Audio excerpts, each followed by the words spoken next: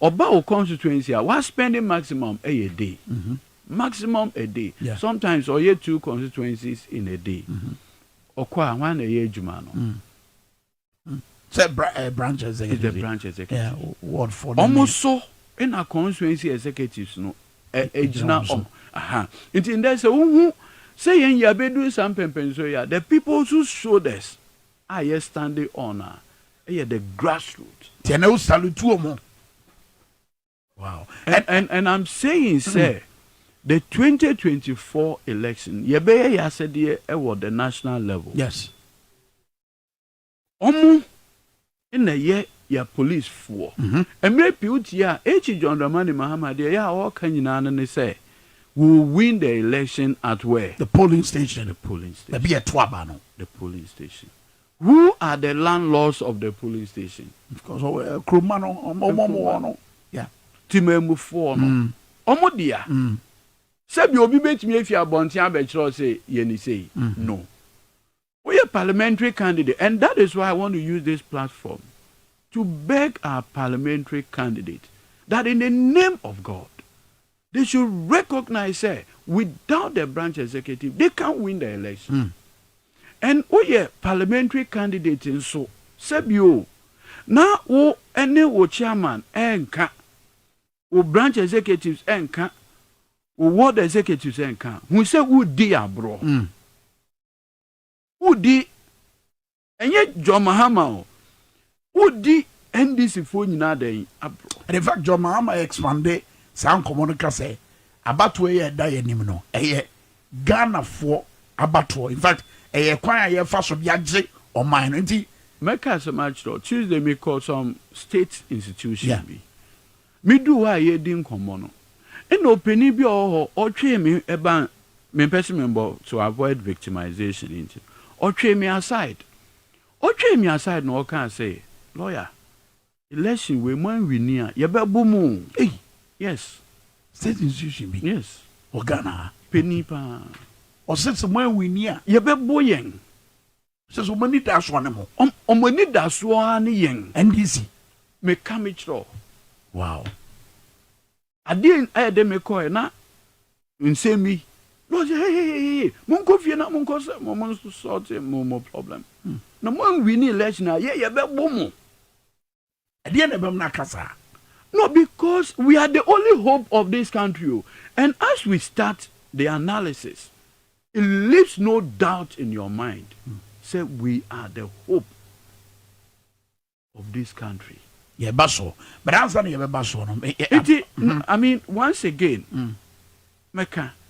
Who did to me the Major Mahama? Na ne parliamentary seats and yet good who the natural how intimesre ye parliamentary candidate. So be your bonnet crana manenka. Manenka. Let's reconcile for the sake of NDC. I don't papa will be one. Oh, ye nipa organization Kwame. Kwame. I'll step on your toes. Who best step you on my toes? Okay. But there must be genuine reconciliation. Say, ye dum pempensua, obieni da so ni yen. Intino ye kabom ni ya de na, ene na beboa. Ye numa bia na ye betimi aka. Aha ye kwan ho. Metiase. Ene ntina me de me use we fidie e de asre. Say, de aye bia no, ye ma ne nka. Ni endwin amanyoku yi hu ni endwin Ghanafoɔ hu ni ehu se yenkwa ne Ghanafoɔ omeni da so na yentimi yesa de we emfama John Dramani Mahama. Look, sometimes meet me hu GM na mi ana me real His Excellency John me Mahama na real na me real fi say GM or 65 years old. Yeah. Wow. We're 65 years old. On your GM, about 1997, every year MP. We're 65 today. Maybe you're 42. It means a GM above like 20 more years ahead of me. And yes, absolutely fantastic. So what it tells you, when they say, baby, I do know. What you do, my papa, no, yeah. Me a me young kura me ntimi yes adwuma no. Even me a me younger. Yeah. The stamina. The stamina. Sometimes no. Meet me beside and say, old man, how are you able to maintain your fitness? Because you see, look, obet me started campaign like Volta region last week. Yes. Anopa by 9:10 na also ga kope. Right? Ofi ho baby a community bia obi a stopping no. Yes. No abesia koketa. No abesia ko angloga. Stakeholders engagement. Alert no tie no otro and the thing about him no say oh kasa no making notes. Now we incorporating all your concerns into the obeka. Ofi ho no abesin akọ aplau. Yeah. Ofi aplau no nanti joje. Edam agbanan mo na and so could do ho. The next morning no atwaso. Bomusa kopie ho hoy. And so I signed back to Accra. In 2 days. Now 190 almost 18 constituencies effectively. Yeah. Next week, or they call another region, Ashanti region. I think 24 to 25. Yeah. Yeah. Now, if you are your constituency chairman, now what your constituency say? The papa ye no. Me de yawo ntino. Matiada. Men said the o ye nina. O ye bibi sa. Sebe. Nyankopon onfa nchewo. Sebio, and that is why I always say, Sebe. And now ye wo opposition. Why? Your constituency chairman. So bia ye wo opposition. At least the MPs they omo ye juma. Omenyo omo salary at the end. That's right. But they are going through a lot of hell. Being opposition MP, you have no idea. Inti maye nyina ye hu say de ye no ye ya magana fo. Look, me no can say as at 2014-2015 na Ghana ni bia edeka 3,700. By 2016 na Ghana ni bia edeka 4,000 cedis out of your public debt. What it means your public debt ochichema Ghana ni bia no bia edeka 4,000 cedis. And then I know what say. Nana do dankwe kufa do abedi mampeni 7 years in here. Ghana Nimbia deka 18,000 cities from 4,000. Big grass 20,000. And the yesu who say, what da? It will create more mess. Ebi a o bedwin so say we dey menyi me ko. Bawo echirima. Okay. Eba besafa. So my nyina ye hu say it's a collective fight. It's a fight for the destiny of this country. It's a fight to reset this country. It's a fight to rebuild this country, to put this country on the path of growth and prosperity. Yeah, but answer. And then I say you might be no. But answer na beba no. I was say you far batu mu. And about was the ya na ta bata ho ye. Na nhehye na nse mu. Indelible ink in sensem. No correct. Pon you say ahwe a ye be pon no me nsa ho nsem e bai no. Lawyer ne ka kire wo ye mremu no. Akwanya bi sa wo ho ana. Jacoban Yunan say, first of all, me, Sebio, and Quanta near war me in the Quanta South District. When I mean ye school, invest in a me buy a one cry. And then me wo studio, I say. A rural constituency. Send then Yanko Poya Madom. What do we do something pensuya? And it's a mania idea will make life difficult for you and more mountain crossing class. And anything I'm rapey, it's me ya say. Obinu to say bossman Asaria or no fee jachi. Asante jachi. Srebo kwa kunuma sebio. Ubet me I can say omunomu rural background. Oma Peniswa Jane Mensa Yawon airport residential area. Oye nyoma ede how oye ne ede ba ye na sebio ye busiafo ewo encouraging krase ochiase with registration at the district office alone minua enkwanta ye wo me no from a krobi to say Bruaniase Echo and Quanta. It's almost 40 or more kilometers. We saw Nipa in Fiho, no imagine a voter's card, Ewan Quanta, Chrome. I mean, Sebio. We saw be Enfi Kwe, Anakeri, Embra and Quanta Chrome, imagine a voter's card. We saw be Enfi Chrome time, Embra and Quanta Chrome, MS and your mano. Sebe, who you be a Sebio, Yatito Kakra, what no classic Kakra. Fast our policy no Emma. Because what is how exactly. What they pick it, Okude to a black one, the constituency. Yeah. North Town. District capital a battle. Okay. Me part of my family, if you honor, any central town. Now, who do honor more? Japon, Oko Hua, one who crona a friend of Japon. That's right. Wouldn't we say a Okude to constituency? Oh, Japon. Yes. Wow. Japan is in North Town. Oko Togome, Fojoku, Dofo. All these villages are not towns. These are major towns. From Aveime, Bato, Mepe, all of them. Also, Nipanin Fisa Honum Nomra. Why?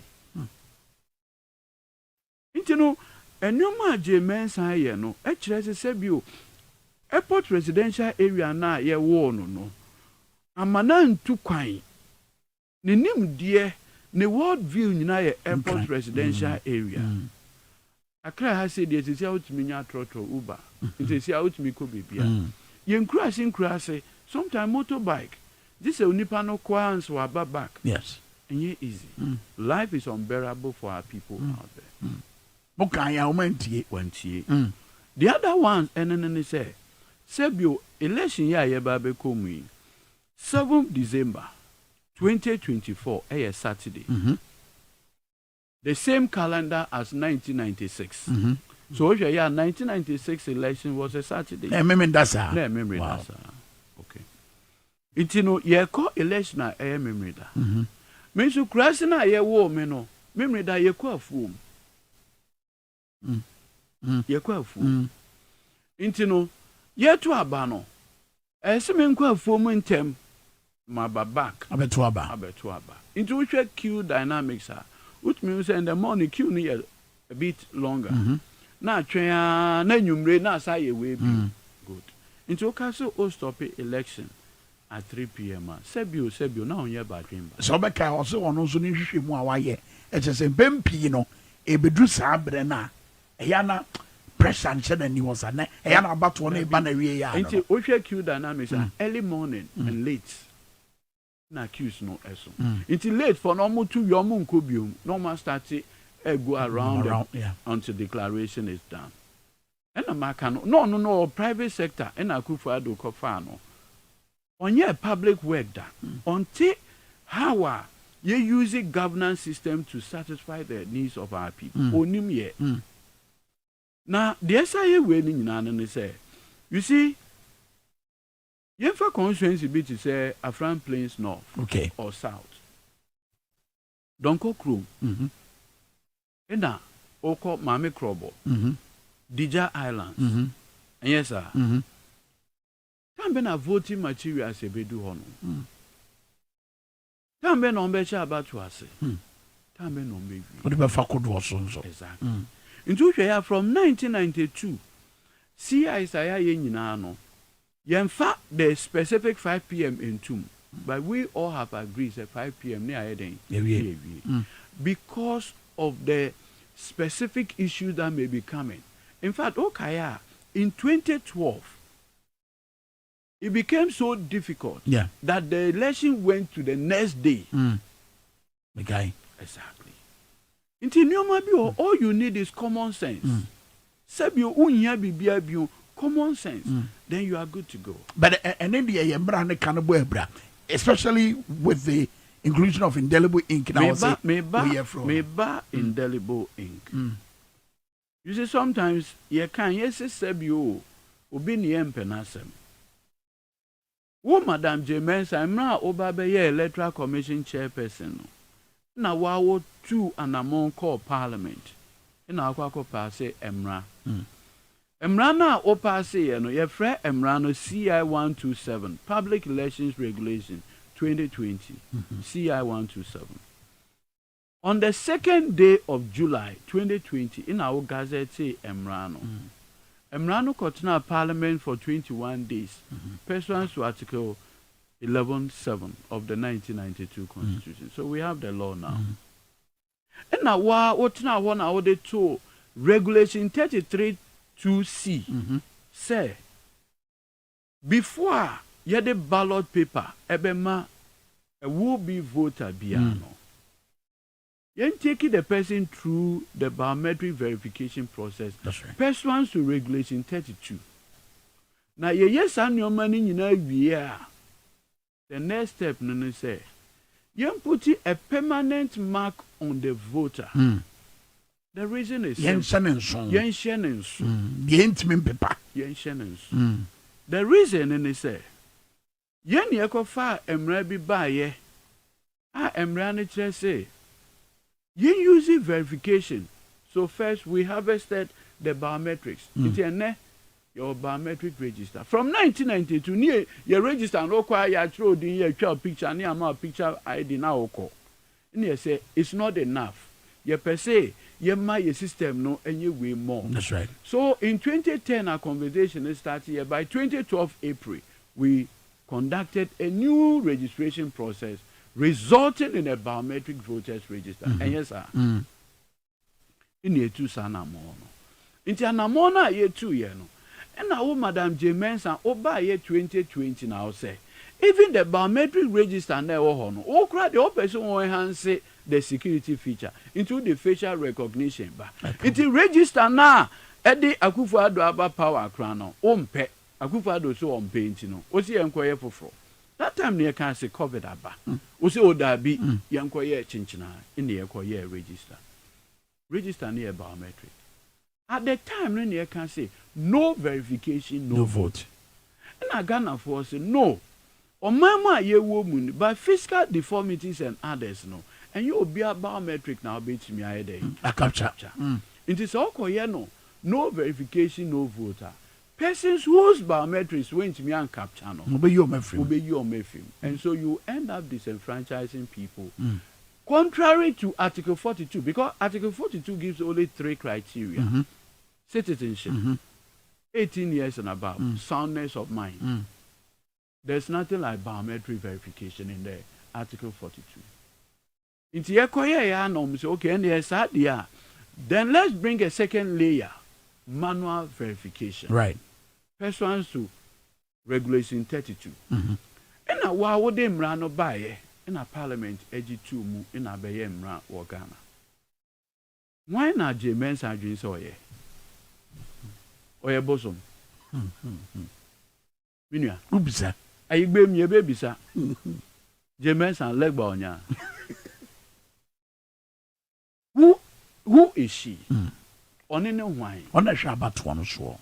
Or that battle commission. Office no flows from law. The office is a creature of the Constitution and the Electoral Commission Act. And Article 51 say, "Oh ye we juma bring constitutional instrument because yes nimsa nipa da sanite. Uma nipa kwanya. Obe start here de ope. No crap. So to avoid say obe de ope no, bring a CI. And now why would this CI 12 we echo 127 echo? And I will say under Regulation 33 no, semi-co polling station on election day. Presiding officer no or ye bibia via on putting a permanent mark on me before all the ballot paper no be man a warm random. In fact, why would you see before? No one the buyer yajatum. Wow. Has she changed the law? The Xp0sęs here. So there is a certain culture of impunity. Obia woni mra bia obia or working with impunity. But you use sessions no in the district assembly's elections. No. At the end, or share the preamble or say CI 127 should be used in all public elections. About to be a public elections. Wow. Even political parties during their elections. They use indelible ink. Now, the reason for the indelible ink, and I've heard some very ignorant MPP guys, biometric verification process, and you foolproof. I thought I said. I have fiddy now, you didn't set him so. I manage to get to say, you know, what's in your foolproof? That be. Wow. So, for the sake of argument, who could share a mischievous electoral commission official? You allow people to vote more with manual verification. And it's them run over. Yes. And I'll give you a classic example. And that is what the MPP do. And that's why they want to take the indelible ink. Because you see, I block your rigging winning now. So the only hope now is to take away the indelible ink. And this is what they do. In Tehano, there are 750 registered voters in this polling station called SYZ polling station. On election day, only 300 people came to vote. Apathy. Yes, sir. Yeah. Okay. Inti machine also verify only 300. A mischievous easy person can trigger manual verification. Once you are voting manually and there's no indelible ink, how would they identify you? Because there's no action.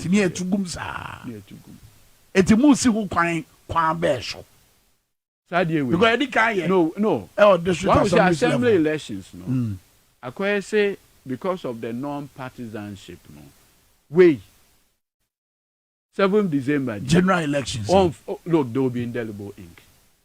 Yankasa will take our indelible ink there. Wankasa.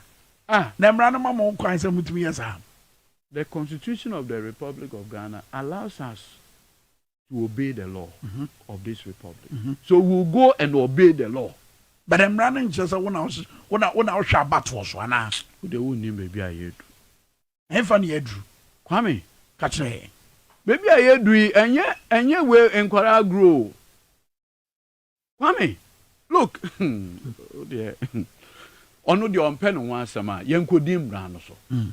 Yesika, look, Madame Xp0sęs, she appeared before the Special Budget Committee of Parliament. Because in a budget, because of the sensitive nature of the work, her budget is not approved by the other committees. There's a special budget committee that handle electoral commission expenses. When she went there, she wanted money. Parliament said, "What did the other banny at the Bema? Oman Tiba Kukran Yeding Enfiso." It is a indelible ink na ne boyeding. Sebio, indelible ink, ne bo na yeding. This is a woman who in 2020 spent $74 million in buying biometric machines alone. Yes. For a new register. Indelible ink. Why? Hotel gallons. Anyway, you're bringing to Yentraso. As the foreign so the Omodia Betuya. Some memin dana about one bet a betono. Any more which I won't be here say, yes, son. No. A bay easy, sir. See a bit, Master Sano. Where dear. Mestre, Miaminuanum, SDF. Edibrapa. Dear cause or memoir, you're busy and delay for another day, Anna. You better election on Saturday. Oh, one who say, Bible, Ajinkwa Yesu Christo, or can be. Or she give what belongs to Caesar. To Caesar. And yeah. Ready any deal. Ina Emra na Mose, a yen your man. One who say, Pharisee for no more be beside Christo, I say, me no beside say, Anna Christo. O say, Oba esa Mose Emrano, Oba Beshemu Kena. Yes, sir. Okay. Inti Pharisee for so much omon na they be almost test Christ. And I say, Ajenkwa. Also, what Basa Mose Emrano be ABC. Inti on a Sabbath day, no. Then ye. No, besides, now, Oba Yare on Saturday, what the Nobeko Hospital, afena falasi fo e omu hu de omeyo omo yeah no be ana yeah but in a Christo na nkasa so was the Sabbath made for man or man for the Sabbath? Yeah. No. But when an exception to the rule, exactly. They all canon. But we are talking about 395,374 voters, eligible voters. SDF, where the last count as of June 2022. Ghana for CPP4 say, I mean, I had who in the CPP said it? Oh, many of national organizer Kasa no pay. Many Moses Yiramambo and the Kasai CPP national organizer. I watch say Yama Kwaina, Bibisa 18 because it bet me 96 and Saturday SDA plan to Aba. 96 December 7, you can check. December 7th, 1996. It was a Saturday. SDA 4 man to Aba. With your mestre. An exception to the rule. Mestre. Minuan mom we SDA 4, we NDC 4. Any DM.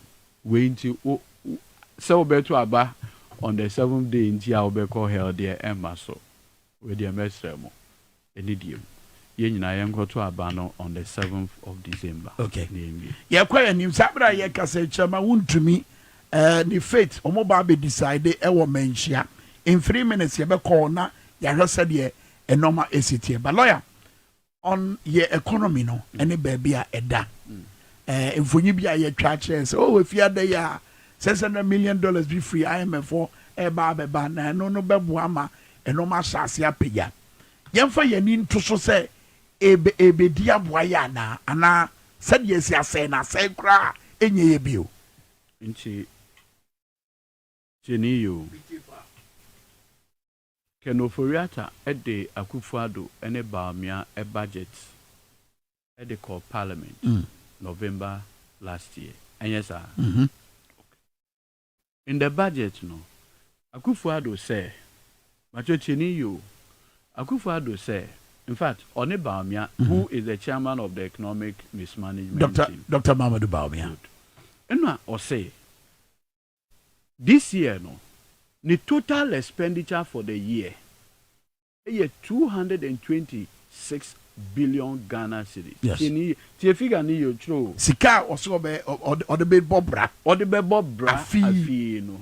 226 billion Ghana cedis. Okay. And I say.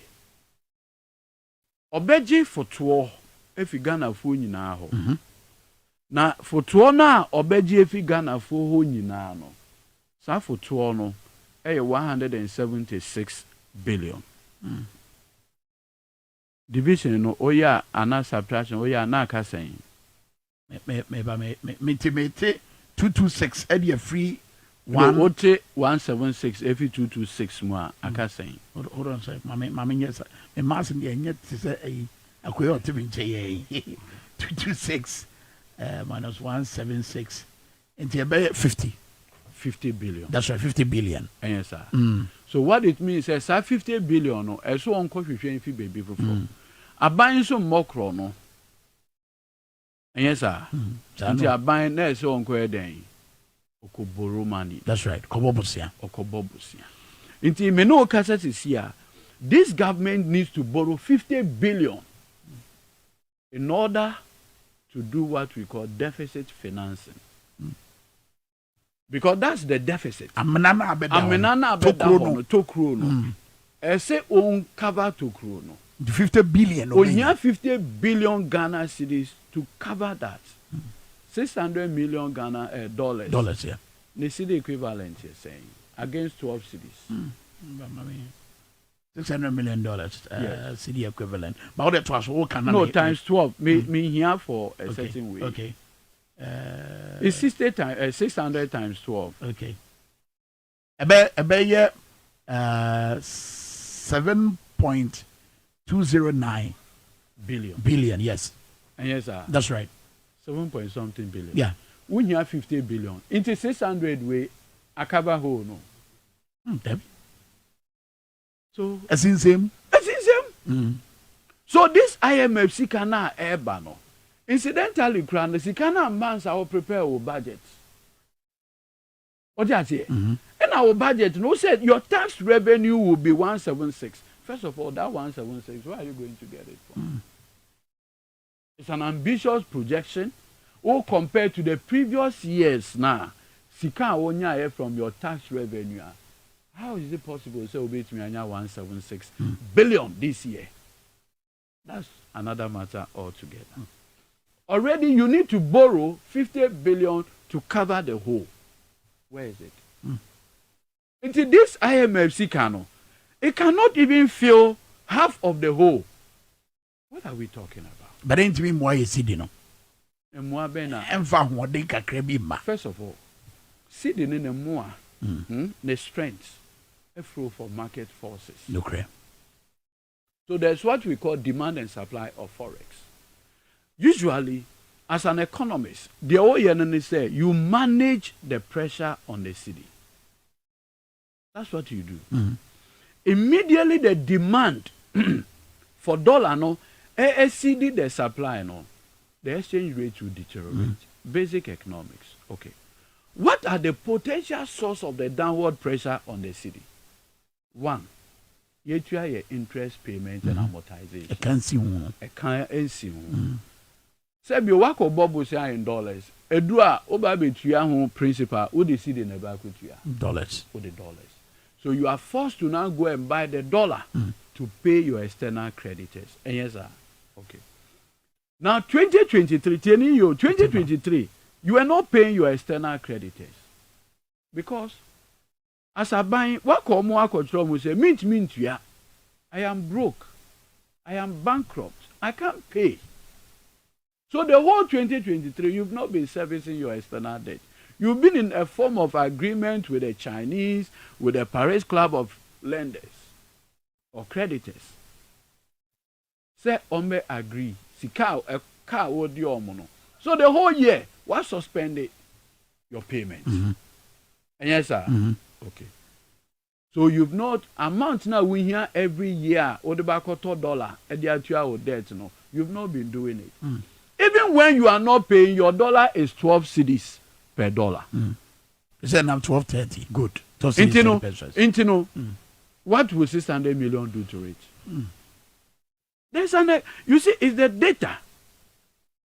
600 million. No. It's your book say a bar and no baba baby acquire my projects a story in ano. Yasa konwasa you know. Already you are seeking to borrow 50 billion in order to finance your deficit. Yes, sir.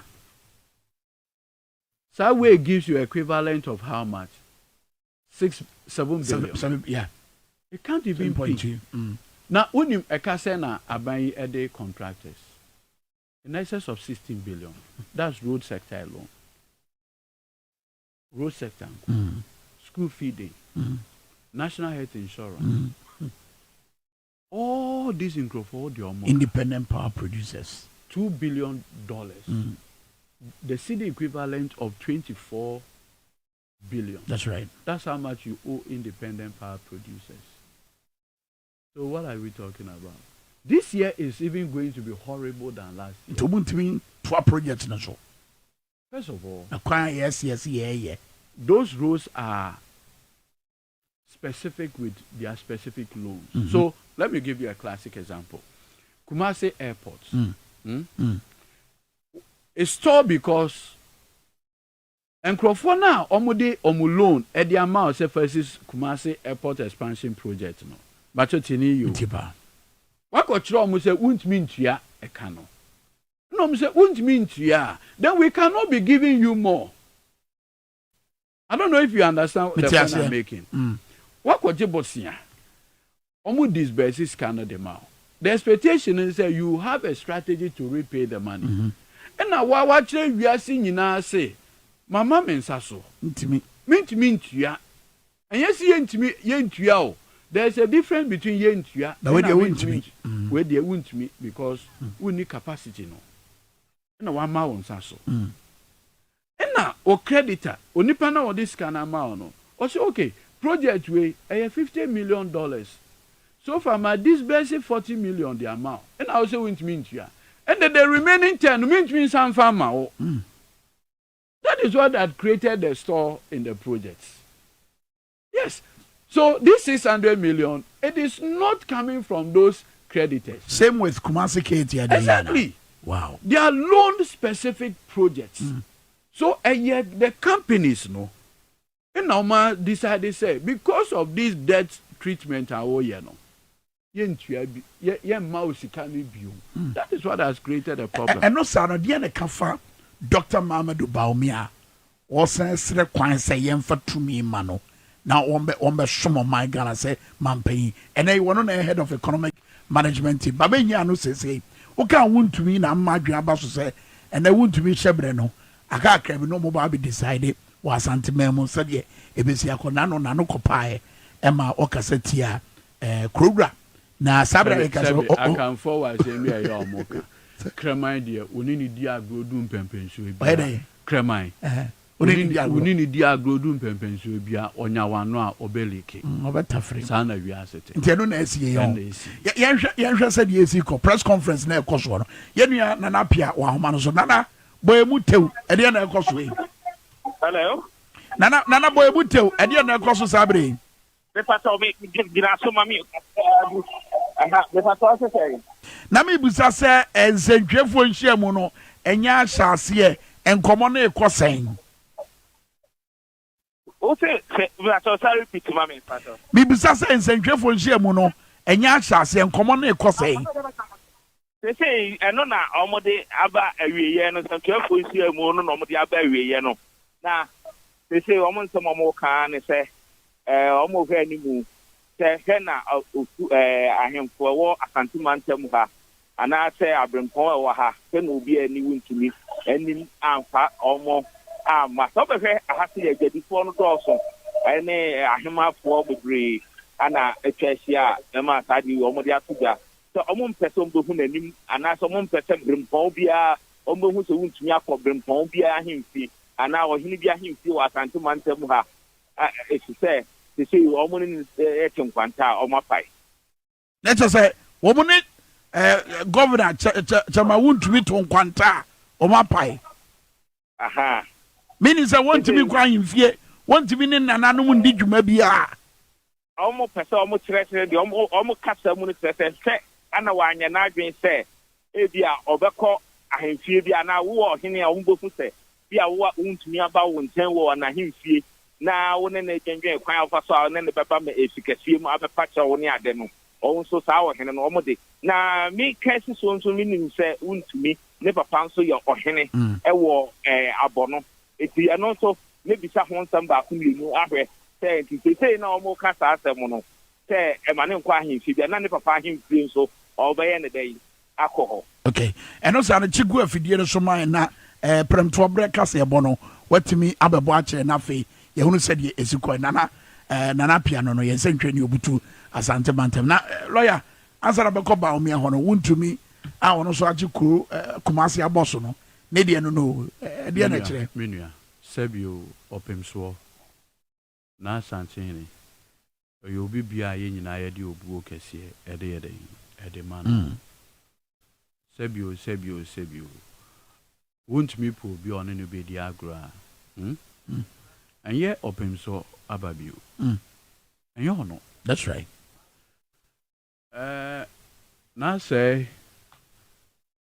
otumfo oyobia Ghana fo nyina yedubuo kese ede man oyo hene like every chief ye dey respect ede man entipa say want me eba kwot na honom say obekasa tia nenim ayesa nyoma ni nyina no sabi onye ade a ese but you see that's so train no no so ni no but you see one granny want me oye wan Ashanti regional chairman sabio and your mamu ha na yefo sabio nsemfo nso a wan ne want me what do I say look you're very careful and the ahemfu ya ye addition ma ye wo kumase no I think say it's in the right order Sesebio won't me. So no fibo so tree. No crap. Or your badrimba, yatitini ya. Onfa jantwa. Enkoma anasante hi. Ibiano so yes yempen any marry. Ene na hemfo. Onfa jantwa nko no. Na onkoye de sebio. Because enkantiti ananka bade san ye twa no den. Ye twa no su. Ye twa no su. Ye be ba no che na nya ade kra obetimi akoye den. Akọ. Yeah. Nti omo ontu sa na mo no. No ohu se nimre na ba wie yo. Oh, won't me. On it ba mi na eko. Okay. Oh, on it ba mi na eko. Ba homia. On it na eko. Ah, what the adwen foforo ba no. Na eno na MPP musician yi. O se we kura esi ye hu no so na be araba. Wouldn't be. I feel bit me make question no, yeah. You see, one who Baumia. Yes. Baumia is a complete hype. Why complete hype? On the economy na say. The Ghanaian economy no. On the asie baako. Inti me no kasa se sia no. Under his watch, economy na ye den. I say kura. Why am I saying this? For the first time in 30 years, Ghana Cocoa Board, Eco Board, the friend is syndicated loan. Loan, yeah. What percentage any interest rate any 8%. Emrana John Mahama, man penny and Baumia, Edna Xp0sęs, incompetent Mahama, incompetent, blah blah blah blah. No. Now we're borrowing the syndicated loan at 1%, 2%. Wow, also you're competent. What about the chair of the economic management team? No, we borrowed at 8%. That's your scorecard. For the first time, exchange rate, Ekoyako pay 15 Ghana cedi to $1. Where's your competence? Onipa na wo friend incompetent no. Na oye 3.8 Ghana cedi to $1. Also you're incompetent. You let's even use today's numbers. 12.3, 12.4. See, Baumia ne vice the presidency way no. It's a test of our national sanity. The presidency ambition no. It's a test of our national sanity. Wow. Yes. You okay serious? Yes. What's a test of your national sanity? We can't meet you. Chim upache say. Se Baumia bet me anya kukuduro kra say. Me pesimi ndi o man yi so kra no eye yawo. Omuyen. Onfa Ghana fo nya hwe. Ohu ye say sebe. Me kra so meka ye tusulu. Say tusulu ne. Yendwin. Wow. Now what? Sebio. O boss. As late as 2019, I also Westwagon by election. Omu ye rally wa violation school park. O boss said, "Why drain wo di bu man?" Se nyansa nyina hye ne tim. O se wo nyansa nyina wo tim na sa nyansa no na odi abu sa man yi. Na odi bu man wie ye no. Inflation koya could be 54%. The highest since in 34 years. Interest rate is over 35%. The exchange rate is beyond 12%. 12 Ghana cedi to $1. Yeah, public debt had gone balloon. 600 billion. Now what supervisors and your man? What's the for mine and show on sa nebu mine? Former Works and Housing Minister Atachi say, "Wow, Becca say, yemfa sobo no mo Baumia no. Witiri mo den fi say na Baumia da otan kruwa mu. Na obetima ka no ni Omar Sanda na ekasa. Also obetima ka esi ni boso say emre dodo ba ya Baumia e kire na adwen won no ma bi anke betima ya ma ne kwan." Atachi o ye me senior, ba on kano kre. Sa? One who say e ya busian tokwa between on and the Ken. And then they say, Emra no ye Minister of Works and Housing, or say Ken and money sikapa. Na mwakwata. na enye sika no as Rose Minister. In a man ye pamo no efi into ono or the yawo in a cancer or no crowd one contest say about one because you see Atacha took over from Akufo-Addo. He was the MP for Ebuakwa South. Ebuakwa South. In one year view. It is a yaw no in YSO and yet Minka be absorbed by me na ebia in the unlikely event say by me be we be no ebia menya bibi. Se mi aminua Akufo-Addo and treat me well ebia ne apprentice no be treat me well. Anything attach ya kasa no. So do kan obo. On kan no kra. Menka se menchro. 11 ba mi ankasa na kire cabinet said they should bring 11. What dance dey be kire sa. Oh, unim de ntia. Unim de ntia. Kache. Say at that time no. Now they had only two options. Either increase tax or go to IMF. In Abamia can say, Sana ya no di Mahama term with IMF no.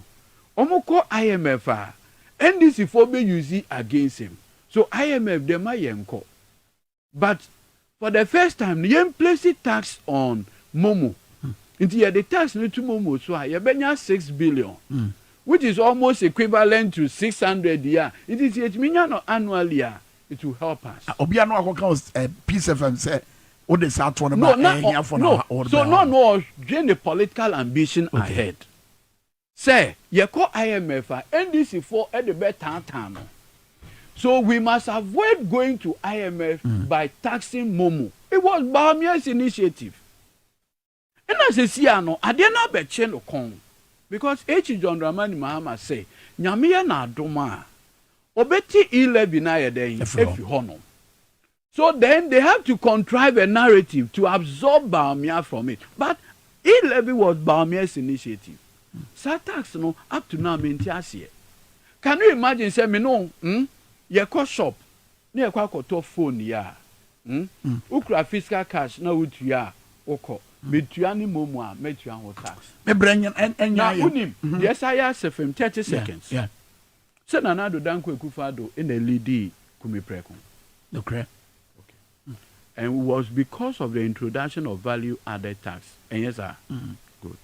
And now me no can say Akufo-Addo and the tax VAT and their two electricity consumption. And when we say there's a tax on your electricity consumption. What it means, Nene say, unless you are the user of 30 Ghana cedis per month, 22 to 30 Ghana cedis of electricity per month. Sebio, aha yewo studio ha. Mumu be na electricity 30 cedis a month. What a compound house cry, would you are saying more than that? No crap. The only instance a tax no apply to you, Nene say you spend 30 Ghana cedis a month. If you spend beyond 30 Ghana cedis, you are paying VAT on it. Effectively, every electricity consumer in this republic is paying on electricity consumption. I see a yeska. When you are Japanese, I see a yeska. Unim dentia. IMF in actual said they should place tax on your electricity. M1. How can it help? When we say Akufo-Addo had gotten more tax revenue than all administrations since 1992. And I'll conclude on this. At the end of the year, John Mahama assembly, and they say, first of all, or you're reliable.